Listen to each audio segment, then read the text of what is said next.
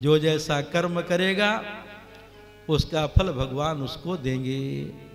लेकिन मैया जानकी के यहाँ केवल कृपा है, करुणा है। इसलिए जितने भी भक्त हैं मैया किशोरी की शरण में जाते हैं।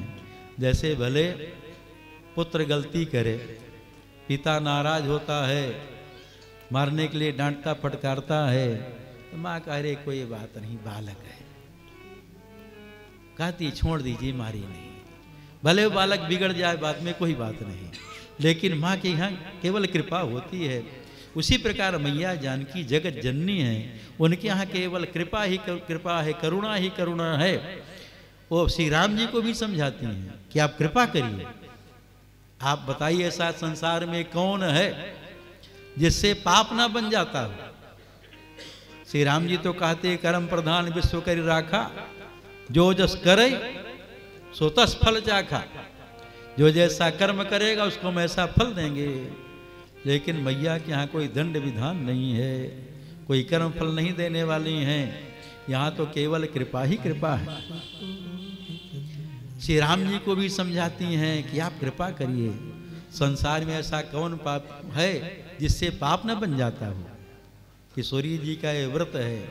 श्री राम जी को समझाती हैं पापा नाम वा शुभा नाम वा बधारहाणाम प्लवंगव कार्यम कारुण्य मारिण्य नहीं कश्चिन्नापराध्यति। समझाती हैं कि चाहे पापी हो और चाहे वध के योग्य हो, श्रेष्ठ पुरुष को केवल करुणा ही करनी चाहिए। आप तो आर्य हैं, केवल कृपा करनी चाहिए, उसके दोषों को नहीं देखना चाहिए।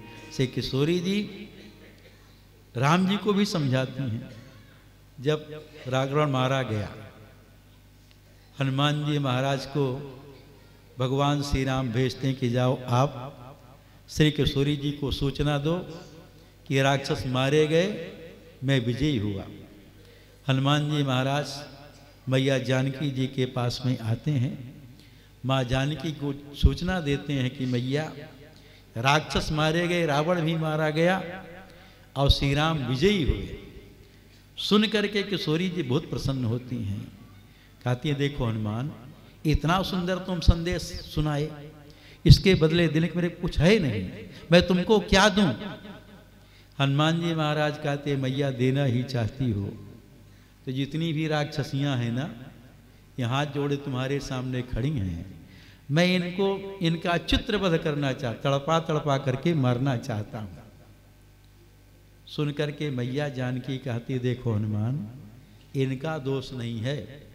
उस समय रावण की सेविका थी तो रावण की आज्ञा का पालन करती थी। इस समय देखो जब रावण मारा गया तो हमारे सामने हाथ जोड़ करके खड़ी हैं।